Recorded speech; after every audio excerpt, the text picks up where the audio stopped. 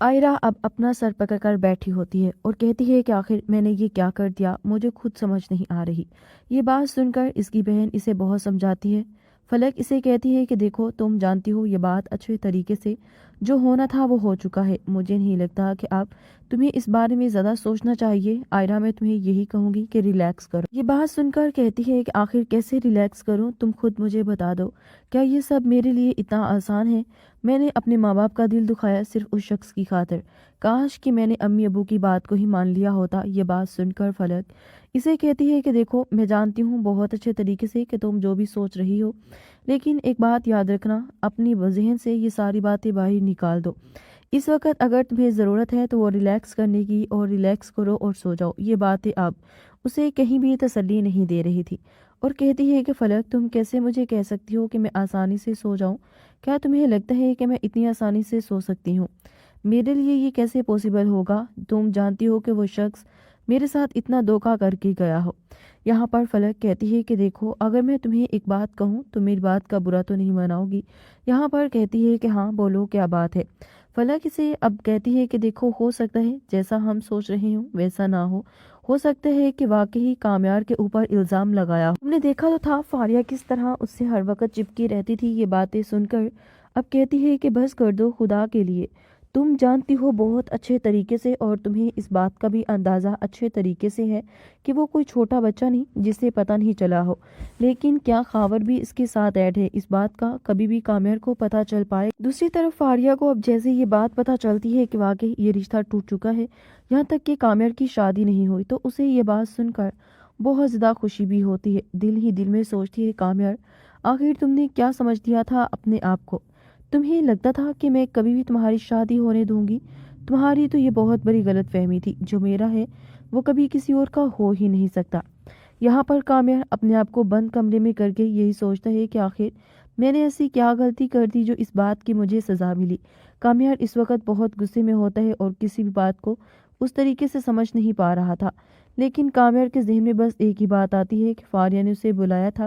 یہاں پر فاریہ اب جیسے ہی کامیار سے ملنے کے لیے آتی ہے تو اسے یہی کہتی، دیکھو کامیار، جو ہونا تھا وہ ہو چکا ہے، اب پریشان ہونے کی بالکل بھی تمہیں ضرورت نہیں، تم جانتے ہو نا اچھے طریقے سے وہ تمہارے قابل ہی نہیں تھی۔ کامیار اب جیسے یہ بات سنتا ہے تو بہت غصے میں آ جاتا ہے اور کہتا ہے کہ آخر تم نے اس دن مجھے آئرہ کے گھر کے سامنے کیوں اتارا؟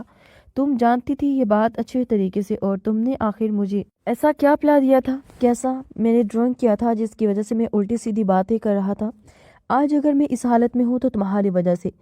آئرہ یہاں پر نہیں ہے میرے ساتھ، تو فاریہ تم جانتی ہو اس کے پیچھے تم ہو۔ فاریہ یہ بات سن کر کہتی ہے کہ دیکھو، تم جانتے ہو نا کہ میں تم سے کتنی محبت کرتی ہوں، تمہیں اس کے بارے میں سوچنے کی بھی ضرورت نہیں۔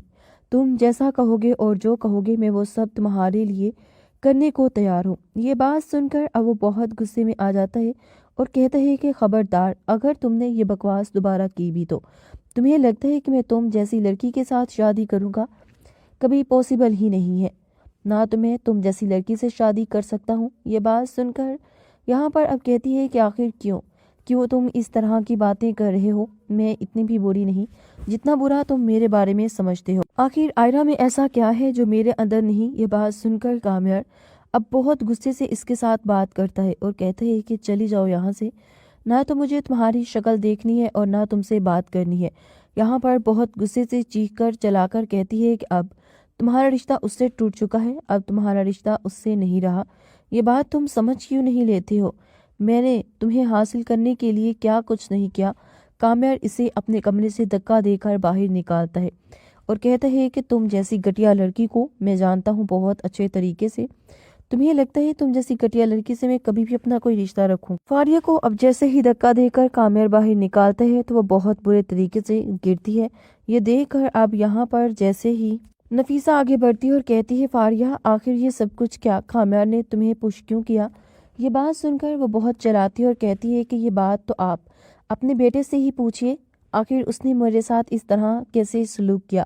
اس کی ہمت بھی کیسے ہوئی؟ اسے کیا لگتا ہے کہ یہ میرے ساتھ اس طرح سلوک کرے گا تو میں کبھی بھی اسے معاف کر دوں گی؟ یہ بات سن کر نفیسہ پریشان تو ہوتی ہے، لیکن وہ کرتی بھی تو کیا؟ اس کے پاس اب کرنے کے لیے کچھ بھی نہیں تھا۔ وہ جانتی تھی یہ بات اچھے طریقے سے اور اسے اس بات کا بھی اندازہ اچھے طریقے سے تھا کہ اس کا بیٹا کس قدر غصے والا ہے، وہ کبھی بھی کسی اور کی بات تو سننے والا نہیں ہے۔ یہاں پر اب وہ فاریہ کو اٹھاتی ہے اور کہتی ہے کہ دیکھو اس وقت کامیار بہت پریشان ہے صرف آئرہ کی وجہ سے، اور یہ بات تم بہت اچھے طریقے سے جانتی ہو۔ آئرہ اب اپنا سر پکڑ کر بیٹھی ہوتی ہے اور کہتی ہے کہ آخر میں نے یہ کیا کر دیا، مجھے خود سمجھ نہیں آ رہی۔ یہ بات سن کر اس کی بہن اسے بہت سمجھاتی ہے۔ فلک اسے کہتی ہے کہ دیکھو تم جانتی ہو یہ بات اچھے طریقے سے، جو ہونا تھا وہ ہو چکا ہے، مجھے نہیں لگتا کہ اب تمہیں اس بارے میں زیادہ سوچنا چاہیے۔ آئرہ میں تمہیں یہی کہوں گی کہ ریلیکس کرو۔ یہ بات سن کر کہتی ہے کہ آخر کیسے ریلیکس کروں، تم خود مجھے بتا دو، کیا یہ سب میرے لیے اتنا آسان ہے؟ میں نے اپنے ماں باپ کا دل دکھایا صرف اس شخص کی خاطر، کاش کہ میں نے امی ابو کی بات کو ہی مان لیا ہوتا۔ یہ بات سن کر فلک اسے کہتی ہے کہ دیکھو میں جانتی ہوں بہت اچھے طریقے سے کہ تم جو بھی سوچ رہی ہو، لیکن ایک بات یاد رکھنا، اپنی ذہن سے یہ ساری باتیں باہر نکال دو۔